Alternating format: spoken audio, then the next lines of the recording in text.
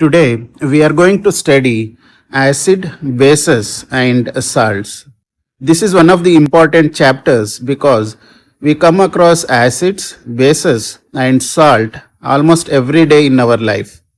By the end of this chapter, you will understand what acid, bases and salts are, how indicators identify them, what the pH scale tell us, important laboratory reactions, chemical reactions involving acids and bases, properties of acids, bases and salt, daily life examples, and important examination questions.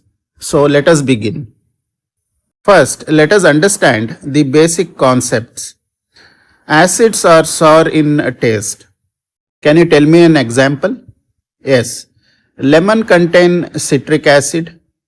Tamarind is sour because it contains acid. Curd also tastes sour because it has lactic acid. Remember this carefully. Acids are sour in taste. This is very important point. Now, look at the bases. Bases are bitter and slippery to touch. If you think about a soap, soap feels slippery. This is because soap is a basic. Again, you need to remember bases are bitter and slippery to touch. Now a question, how do scientists know whether a solution is acidic or basic? Can they simply taste every chemical? No, they cannot do that. That will be very dangerous. Instead, they use indicators. So remember, indicator help us identify acids and bases, right? You need to remember this. Indicators helps us in identifying acids and bases. Now another important point, when an acid reacts with base, what happens? The reaction forms salt and water. This reaction is called neutralization. So you need to remember, neutralization means acid plus base that will give salt and water. Finally, many useful reactions involving acids and bases are important in our daily life. So you need to remember, acids and bases are everywhere. Now let us understand different indicators.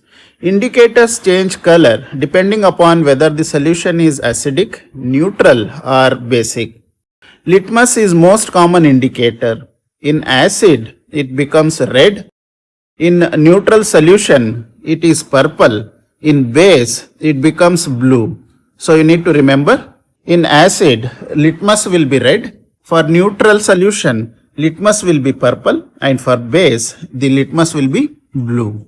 Now, phenolphthalein is another important indicator. In acid, it is colorless.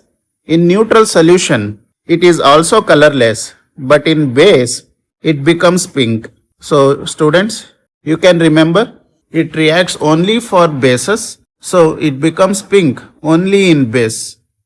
Now let us study methyl orange. In an acid, it is red. In a neutral solution, it becomes orange, and in base, it turns yellow. So remember the order, red, orange, yellow for acid, neutral and bases, which is very important point to remember. Now we are going to study a concept that is very important for every exam, the pH scale. The pH scale ranges from 0 to 14. Look carefully. The numbers on left side represent acids, the middle represents neutral, and the numbers on the right side represents bases. Now remember these three rules. Rule number 1, if pH is less than 7, the solution is acidic. Rule number 2, if pH is exactly 7, the solution is neutral. And rule number 3, if pH is greater than 7, the solution is basic. If you remember only these three rules, you can easily answer pH related questions in exam. Now let us perform two laboratory experiments. Experiment number 1, zinc with dilute sulfuric acid. Look at the apparatus. A test tube containing zinc granules to which dilute sulfuric acid is added. Immediately, bubbles begin to appear. Why are these bubbles formed? Because hydrogen gas is being produced. The gas passes through a delivery tube into a soap solution. Soap bubbles are formed. Now, when these bubbles are brought near to a burning flame, they burn with a pop sound. This pop sound is the test for hydrogen gas. Remember that hydrogen gas burns with a pop sound. The balanced chemical equation is Zn plus H2SO4 will produce ZnSO4 plus H2. So here you can note that an acid reacts with metal. The products are salt and hydrogen gas. Now let us look at another experiment. Hydrochloric acid reacts with calcium carbonate. The reaction is CaCO3 plus 2HCl will produce CaCl2 plus CO2 plus H2O. Carbon dioxide gas is produced here. The gas is passed through calcium hydroxide solution. This reaction forms calcium carbonate and water. This experiment is commonly used to identify carbon dioxide gas. Now let us study the important reactions. These reactions are extremely important for examinations. Reaction 1. Acid plus metal will produce a salt plus hydrogen. For example, 2HCl plus Zn will produce ZnCl2 plus H2. So you need to remember acid plus metal gives salt plus hydrogen gas. Reaction 2 is acid plus metal carbonate will produce salt plus carbon dioxide plus water. For example, 2HCl plus Na2CO3 will produce 2NaCl plus CO2 plus H2O. You can note that carbon dioxide gas is released. Now look at another important reaction. When excess carbon dioxide is passed through calcium hydroxide, CaOH2 plus CO2 will produce CaCO3 plus H2O. So calcium carbonate is formed. Now let us understand neutralization. NaOH plus HCl will produce NaCl plus H2O. Generally, base plus acid will produce salt plus water. So you need to remember base plus acid will give salt plus water. So never forget this equation, which is very important. Now metal oxide plus oxygen will produce a salt plus water. Let us consider an example where CuO plus 2HCl will produce CuCl2 plus H2O. You can note that no gases are produced here, only salt and water are formed, which is an example of neutralization. Now, non-metallic oxide plus base will produce salt plus water. For example, CO2 plus CaOH2 will produce CaCO3 plus H2O. This reaction also forms salt and water, which is neutralization. Now let us compare acid, bases and salt. Acids are sour, bases are bitter, salt are usually salty. Bases feel slippery to touch, acids do not feel slippery. Acids change blue litmus to red, bases change red litmus to blue. Salts generally do not change litmus color. Acids have pH less than 7, base has pH greater than 7, and most salt have pH around 7. In water, acids produce H plus ions, bases produce OH minus ions, and salt contains both positive and negative ions. Dear students, these 4 important points are very important.